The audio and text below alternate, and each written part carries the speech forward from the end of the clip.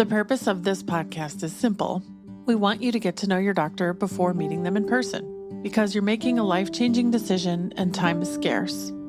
The more you can learn about who your doctor is before you meet them, the better that first meeting will be. There's no substitute for an in-person appointment, but we hope this comes close.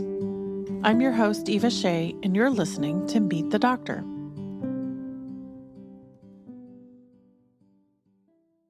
Today on Meet the Doctor, my guest is Urmen Desai. He is a plastic surgeon in Beverly Hills, and I am so happy to have him here. Welcome, Dr. Desai. Will you tell us a little bit about yourself? Thank you so much, Eva. So honored to be here. My name is Dr. Desai. As you know, I'm a Harvard-educated, double board certified, double fellowship trained plastic surgeon here in beautiful Beverly Hills, California. It means you went to school a lot, right? Yes, I used to owe a lot of money to some of these schools. So it took me a little while to pay it off, but thankfully it's all paid off. I'm still not done. Oh my God. I'm proud of you for being finished with that. That's great. Maybe go in reverse order. Like, what does it mean to be fellowship trained? That's a great question. So after residency, some graduates choose to go on to some more academic advanced training in either a specialty they really like or a specialty within plastic surgery that they didn't get enough training in or something that they want to be a master at. So for me, I always like aesthetic plastic surgery as opposed to reconstructive plastic surgery or hand surgery or craniofacial surgery or other aspects of plastic surgery. So I always knew I was going to head into the world of aesthetics. So I spent a year with Richard Ellenbogen, a pretty famous guy here in Beverly Hills who was on the show Dr. 90210, the original Dr. 90210 back in 2005, 6, 7, and 8. And so every year he has a fellow. So I spent a year out here in Beverly Hills, got a taste of LA living, and I was sold. Do you remember anything from that sort of like landing on the ground in Los Angeles and what that felt like? Oh my God. I left Boston and it was cold and winter and I applied for the fellowship, but didn't think I was going to get it. And the funny story is as a resident we used to take call. I would go back between Tufts and Brown and be stuck in a dumpy old apartment in Providence, Rhode Island, taking call for the weekend. And you'd just be waiting for the pager to go off. And I'd be watching these Dr. 90210 marathons on TV, on E! Channel. And there was all these like Beverly Hills plastic surgeons doing these great surgeries. Meanwhile, I'm like a low-life resident and sleeping in this dumpy little apartment. And I would see this show and I'm like, wow, I would love to that's my dream. Fast forward a year, I apply for the fellowship. Fast forward a few months, I get a call from him, one of the guys on the show. And then he flies me out, which was a cool thought back then. Wow, he's flying me out. He buys my ticket, flies me to LA, and I land. And I'm like, wow, this is like, I see palm trees. I see beautiful weather. I see beautiful people. I see nice cars. I'm like, man, this is like paradise. And so he offered me the position. I spent a year with him and it was just, I just kind of, when something feels right in your gut, like you just know it just feels right. And so that's how I felt that first day. Such a contrast between where you were. I just am imagining you like getting woken up in the middle of the night to go do stitches and then. Yeah. It's exactly. Like a movie. Exactly. You go from one extreme to another. And when you watched it you saw it on TV and then you kind of made it happen somehow. I pinch myself sometimes as well. I bet. And it probably gives you a healthy level of perspective for where you are today, just because it felt like such a stretch. And sometimes I think when you work so hard to go through school to get somewhere, it can be a little bit defeating when you get to the end and it's not what you thought it was going to be. But in your case, it was what you thought it was going to be. Yeah, but the funny thing is I put my head down and worked so hard for so many years that like when I arrived, I still can't believe I've arrived, Yeah. Yeah, it's remarkable. So you said earlier, you knew you were going to go to aesthetics the whole time. When did you start to understand that and actually recognize that's where you're trying to go? Well, I think in residency, early on in residency, my first few years of surgical residency, I just got a little bit jaded by patients and the patient load. And you tell a patient to do X, Y, Z, and they just wouldn't do it. I felt like patients were trying to help themselves. as much as I were trying to help the patients. You'd say, oh, take this medication, follow up in 3 weeks, and they would just go missing in action. Or they would say, oh, what? I never got it filled. The medication filled, or they continue their risky behavior. So I just got a little bit jaded and tired. And, with the changing healthcare system, I just felt like, based on my personality and wanting something more positive, I felt aesthetics was more ideal for me. In residency, what kinds of patients were you seeing? Was this more general or was this actually plastic? Initially, it was just general because I did 5+3, but yeah, so those were the early years. So then I knew I wanted to go into plastic surgery. And then once I got to plastic surgery residency, then I knew I wanted to go into aesthetics. It's a long journey, as we're talking about how many years here from beginning to end, like 8? Yeah, well, it depends what you say the beginning is, what you say the end is, You got out of college and you went to medical school. So from medical school to the end. Yeah, medical school would be 4 years, but I did a year of research, so that's 5. And then first residency was another 5 years, so that's 10 years. And then I did 3 years of plastic surgery, so that's 13.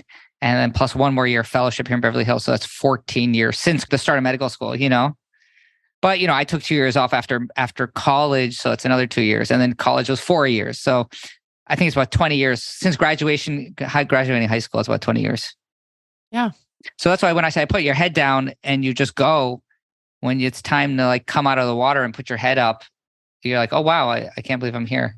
But it's funny because I still have some tendency, you have to, they say live like a student, live like a resident. And I feel like I have certain behavior patterns that are still like that. I feel guilty going to a fancy restaurant. I feel guilty staying in a nice place because for 2 decades, essentially, you have to live like a student. And, you can't plan to go on trips or splurge at a restaurant or do certain things, Get it. I live like a freelancer still because yes, I was a freelancer for so long that I could never say no to anything. And now I still don't, but sometimes it's not a good idea to say yes to everything. Yes, correct. Yeah, some of it's in our DNA. It's so ingrained. Been doing it for so many years. It's ingrained in your DNA now. It is not a bad thing, but yeah. So within aesthetics, now you actually subspecialize again and you focus on a very specific kind of patient right now. You might not do that forever, but tell us what that is. Yeah. So I think when you choose to go to a highly competitive, and some may argue the highest or the most competitive market in the United States or even the world, when you make a dumb decision to want to go and practice, hang your shingle in Beverly Hills, California, you can't be a jack of all trades, master of none.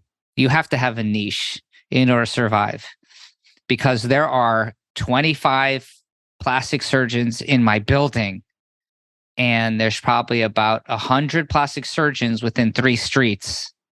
It's where all the plastic surgeons go. And so you have to kind of set yourself apart to some degree. So, you got to figure out what procedures do you like to do? And what procedures are you good at? Or what kind of procedures are you excited to wake up in the morning and go do? And for me, it was mostly breast surgery. For somebody else, it might be rhinoplasty, it might be something different. But for me, it was always breast surgery for some reason. For me, it's quick and easy, and I understand the physics and the concepts behind it. So I like doing breast implant surgery. The other notion is that patients like to go to doctors that are like themselves. They see themselves in their doctor, whether they're young or of color or down to earth or like similar music or something that they can kind of find some type of bond with, find that trust, that level of trust. So for me, my patients are pretty young. Not that I'm young anymore, but I'm on the younger side compared to most plastic surgeons here in Beverly Hills, younger side. My background's Indian, so I have a lot of Indian, Persian, Asian, Latina, African-American patients, because they feel like I better understand their skin and their background and their culture. And so I find that that's my niche. And it's not like I necessarily chose some of those things. I think your niche sometimes finds you. You don't necessarily find your niche. So I just enjoyed doing a few breast implant surgeries my first or second day as an attending. And I said, it's Monday. I got to post something on Instagram. So you post a breast case and then somebody likes it. And then they call your office and you do another one. And it kind of grows in that sense. If you do a procedure you don't like, you're not going to promote or advertise or talk about it so much. Yeah, I think it's kind of awesome that you just said I need to put this on Instagram because most of your colleagues were told by some consultant or some class somewhere you got to do Instagram now. And so then they set out to figure out how do you do Instagram. But you already knew how to do Instagram. You just did it. Yeah, because I thought that was a way where patients could I could make patients feel more comfortable because they could see more about my personality. Now, back in the day when Instagram first came out, it wasn't about, oh, post a cool video with music with a before and after that fades in and fades out. That wasn't there yet. It was like post, it was like a still photo of me with my like board certification certificate, and that would get like a few hundred likes. I mean, that was like kind of things you would post, or me posting I went to the Super Bowl and I would post that, and patients would see that, and so patients were able to resonate with that. It'd be like, oh, this guy's a normal guy. He goes to the Super Bowl, or this guy goes out to, whatever. He goes to the park or whatever. He does normal things, and he's a normal person. I thought back in the day, we're talking 2014, 15, patients could resonate with that. It would send a message that I was a normal person, just like them, because they go to football games, they go to the park, they have an animal, they do the same things I do. Well, magazine feature. They're just like us. Yeah, exactly. Celebrities, they're just like us. So that was back in the day. And so I always got into it because I enjoyed it from my own personal aspect, but also for the business aspect. So it came easy. It came natural. And then with stories, I did a lot of stories and people could see me talking and they could kind of get a window into my daily life, such that when they came to the office, they already knew what my office looked like. They already knew my staff. They felt comfortable immediately. They would come into the office and like ask to give me a hug, and they've never met me before, but they already felt like they knew me.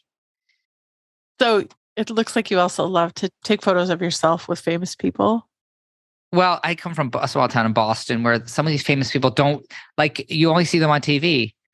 Like, they don't exist. There's like a certain world where that you don't really think they actually exist. And so I don't know. I'm starstruck very easily. So when I see somebody who's been in a movie or a TV show, I'm starstruck. So if I get a photo with them, it's like almost confirms like they're like a real person and I'm like in their realm. And it's really fun to look at too. Yeah.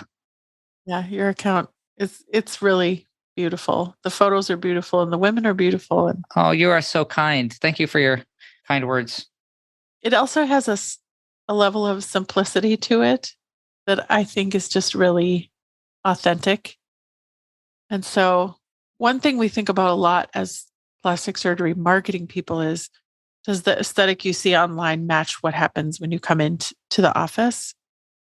So if I get this feeling from your Instagram account, is that sort of aligned with what I would find if I come in to see you in person? Mm-hmm. Yeah, no, that's a great point. And I try to keep it very authentic and raw. Some of my colleagues are paying some outside companies to do their social media for them, but stock images, and they're not really getting like office footage and things like that. So that doesn't lead to a lot of traction. My patients, I think I stay busy because patients see kind of the vibe that I have in my office and the relationship I have with my staff, and makes them feel so comfortable that they want to come in and hang out, so to speak. You know what I'm saying? And so are you taking most of these photos yourself? All of them myself. All of them. With your phone? With my phone. Well done. Wow, that's so nice of you to say. So yeah, I do a lot of raw stuff. I do it myself. I do it myself because it's more authentic and raw. And it may not have millions and millions of likes and follows and stuff like that, but it's all real and raw. And it's like all from the office between me and my front desk staff helps me out with it a little bit. Excellent. So along with that simplicity and happiness. Oh, can I say just one more thing before we transition from social media? Sure. That's the other thing. People think, Dr. X has 250,000 followers and 17,000 likes. I think it's more about being more of like having a lot of engagement in your community. I have a good friend, one of my best friends in Long Island. He's in Long Island, so he's not like in a huge big city, but he has a lot. He's got more followers than me, but they're all very engaged in his community, and he stays very, very busy. He doesn't have that many followers, compared to other plastic surgeons, but they're all, number one, they're all real. And number two, they're all engaged and they're all more likely to go to him than another doctor that may have hundreds and hundreds of thousands of bot followers, blah, blah, blah. So I think it's more about the engagement and keeping them raw and people in your community, people who are likely to go to you, much like the theory of not having influencers promote your practice, but having micro influencers promote your practice. Micro influencers being like your friend Sally, not Kim Kardashian. Exactly. Because just because Kim does it, who cares? But if your best friend from high school did it, you're probably more likely to do it as well. Much more impact, for sure. Now I will transition to the next question. Okay. So we have a pretty good feel for the happiness, the joy, the authenticity, and your personality. If I'm coming to see you for the first time, what should I also expect from that appointment? I think if you were to come see me for the first time, I always like to ask my patients what are their main concerns versus, giving them my thoughts of what I think needs to be done. I always like to give them options because just because what I think option number one should be may not be their option number one. And there's just so many, at least in Beverly Hills, believe it or not, there's a lot of patients out there in the world.